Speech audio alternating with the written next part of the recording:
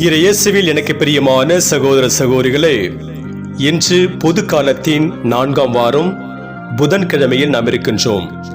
இந்த நாள் உங்களுக்கு இனிய நாளாக அமைய வாழ்த்துகிறேன், ஜெபிக்கின்றேன். இன்றைய இறைவார்த்தை சிந்தனைகளுக்கு நாம் கவனமுடன் செவிகொடுப்போம். எபிரேயருக்கு எழுதப்பட்ட திருமுகத்திலிருந்து வாசகம். அதிகாரம் 12. இறைவார்த்தைகள் 4-7 மற்றும் 11-15 முடிய. சகோதர சகோதரிகளே, பாவத்திற்கு எதிரான போராட்டத்தில் இரத்தம் சிந்தும் அளவுக்கு நீங்கள் இன்னும் எதிர்த்து நிற்கவில்லை. தம் பிள்ளைகளிடம் பேசுவது போல் இறைவன் உங்களுக்கு தந்த பின்வரும் அறிவுரையை நீங்கள் மறந்துவிட்டீர்கள். பிள்ளாய், ஆண்டவர் உன்னை கண்டித்து திருத்துவதை வேண்டாம் என தள்ளிவிடாதே. அவர் கண்டிக்கும்போது தளர்ந்து போகாதே. தந்தை தாம் ஏற்றுக்கொண்ட மக்களை தண்டிக்கிறார். ஆண்டவர் தாம் யாரிடம் அன்பு கொண்டிருக்கிறாரோ அவர்களை கண்டிக்கிறார். திருத்தப்படுவதற்காக துன்பங்களை தாங்கிக் கொள்ளுங்கள். கடவுள் உங்களை தம் பிள்ளைகளாக நடத்துகிறார். தந்தை தண்டித்து திருத்தாத பிள்ளை உண்டோ? இவ்வாறு திருத்தப்படுவது இப்போது மகிழ்ச்சிக்குரியதாய் இராமல் துயரத்துக்குரியதாகவே தோன்றும். ஆனால் பின்னர் இவ்வாறு பயிற்சி பெற்றவர்கள் அமைதியையும் நேர்மையான வாழ்வையும் பயனாக பெறுவர்.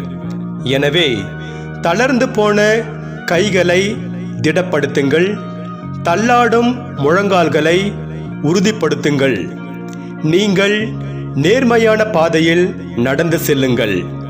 அப்போதுதான் ஊனமாய் போன கால் மூட்டு பிசக்காமல் குணமடையும்.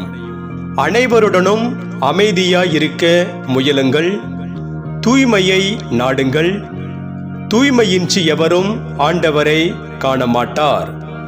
உங்களுள் எவரும் கடவுளின் அருளை இழந்துவிடாமல் இருக்க பார்த்து கொள்ளுங்கள்.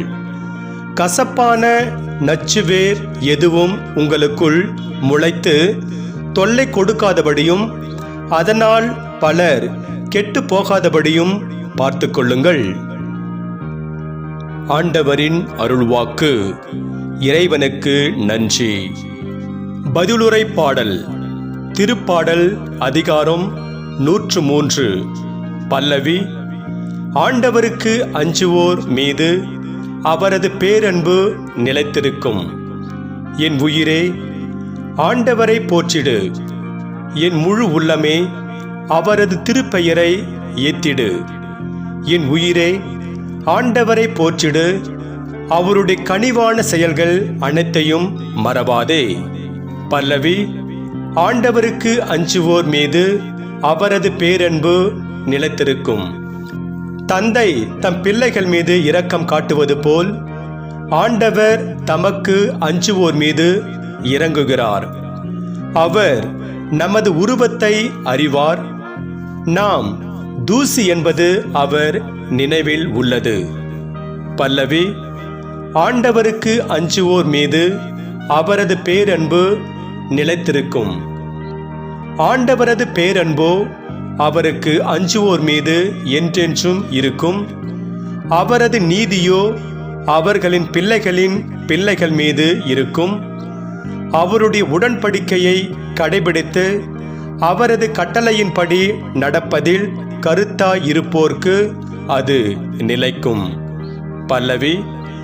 ஆண்டவருக்கு அஞ்சுவோர் மீது அவரது பேரன்பு நிலைத்திருக்கும். அல்லேலூயா, அல்லேலூயா.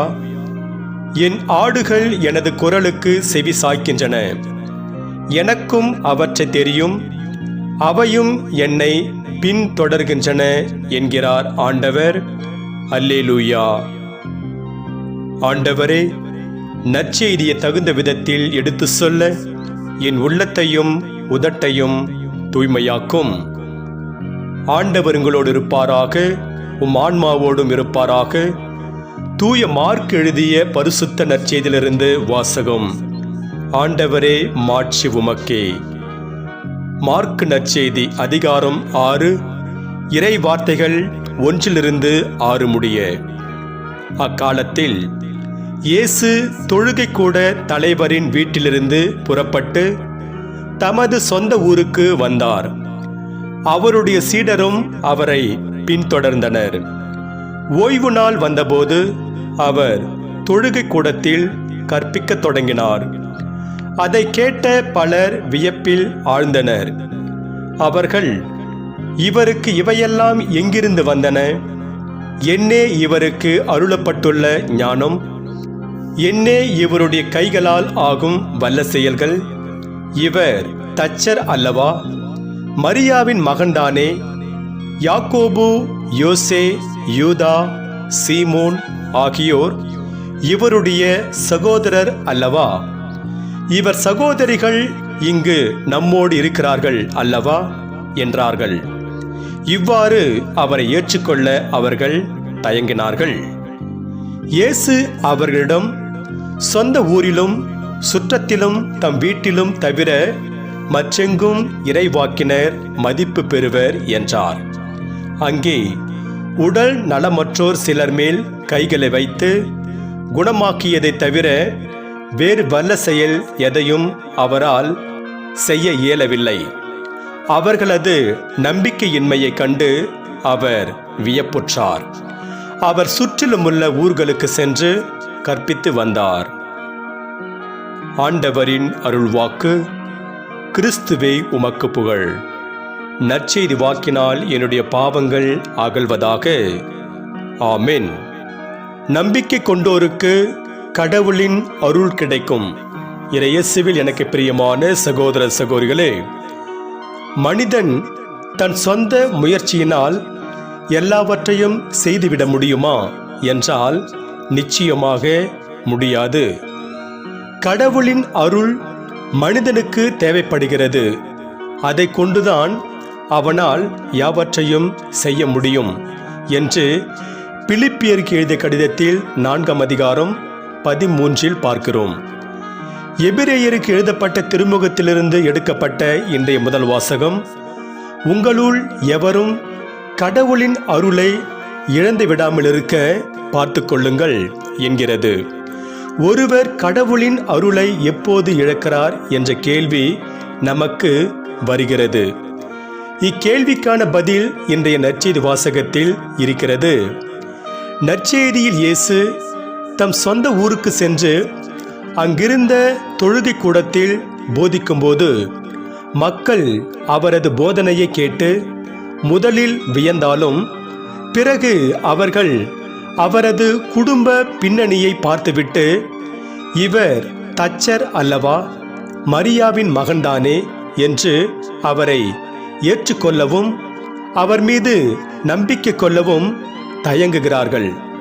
இதனால் இயேசு அவர்களின் நம்பிக்கையின்மையை பார்த்து வியந்து அங்கே பல வல்ல செயல்களை செய்யவில்லை. இவ்வாறு இயேசுவின் சொந்த ஊர் மக்கள் அவர் மீது நம்பிக்கை கொள்ளாததால் கடவுளின் அருளை இழந்து போகிறார்கள். கடவுளின் அருள் மனிதருக்கு தேவைப்படுகிறது என்பதால் அதை பெற்றுக்கொண்ட ஒருவர் கடவுள் அனுப்பிய இயேசுவின் மீது நம்பிக்கை கொள்ள வேண்டும் என்று தூய யோவான் நற்செய்தியில் 6ஆம் அதிகாரம் 29வது வசனத்தில் பார்க்கிறோம். இது மிகவும் முக்கியம். இன்று நாம் பதிலுரை பாடலாக பாடக்கேட்ட திருப்பாடல் 103 கடவுளின் அருளை பெற இன்னொரு செயலையும் செய்ய வேண்டும் என்கிறது. அதுதான் ஆண்டவருக்கு அஞ்சி வாழ்வது. கடவுளின் பேரன்பையும் இரக்கத்தையும் நன்றியோடு நினைத்து பார்க்கின்ற தாவீது மன்னர், ஆண்டவருக்கு அஞ்சுவோர் மீது அவரது பேரன்பு நிலைத்திருக்கும் என்கிறார். அப்படியென்றால் ஒருவர் கடவுளின் அருளை பெற அவர் மீது நம்பிக்கை கொண்டும் அவருக்கு அஞ்சியும் வாழ வேண்டும். ஆண்டவருக்கு அஞ்சி வாழ்வது என்பது வேறொன்றுமில்லை, அவர் மீது நம்பிக்கை வைத்து அவருக்கு ஏற்புடைய வாழ்க்கை வாழ்வதே ஆகும். ஆதலால் நாம் கடவுள் மீது நம்பிக்கை கொண்டு அவரது அருளை பெற்றுக்கொள்வோம். மறைப்பணியாளர் ஒருவர் மலைவாழ் மக்கள் நடுவில் பணியாற்றி வந்தார். திடீரென்று அந்த மக்களில் இருந்த ஒரு சிலர் காய்ச்சலுக்கும் வாந்தி பேதிக்கும் உள்ளாகி அவதிப்பட்டனர். இதற்கு காரணம் என்ன என்று அவர் ஆய்வு செய்து பார்த்தபோதுதான் அவர்கள் குடிக்கும் குடிநீரில் கிருமிகள் இருப்பது தெரிய வந்தது. இதை அவர் அவர்களுக்கு தன்னிடமிருந்த நுண்ணோக்கி மூலமாக காட்டியபோது அவர்கள் அதை நம்ப முடியாமல் கலைந்து சென்றனர். அன்று இரவு மறைப்பணியாளர் நன்றாக தூங்கிக் கொண்டிருந்த போது பயங்கர சத்தம் கேட்டு அவர் எழுந்தார்.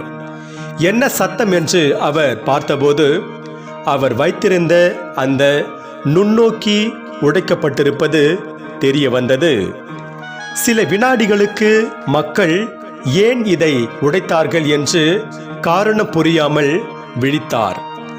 சிறிது நேரத்திற்கு பிறகு நுண்ணோக்கிதான் நோய்க்கு காரணம் என்று அதை அவர்கள் உடைத்திருக்கிறார்கள் என அவர்களின் அறியாமையையும் நம்பிக்கையையும் நினைத்து சிரித்து கொண்டார்.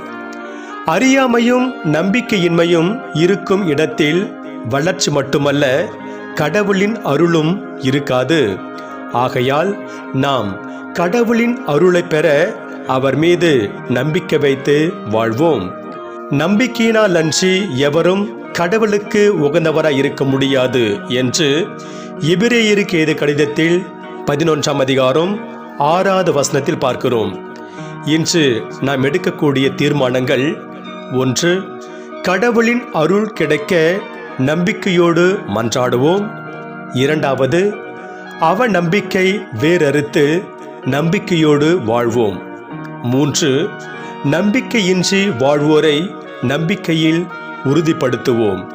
அதன் வழியாக இறையருளை நிறைவாக பெறுவோம். இறைவன் உங்கள் அனைவரையும் நிறைவாக ஆசீர்வதிப்பாராக. ஆமென்.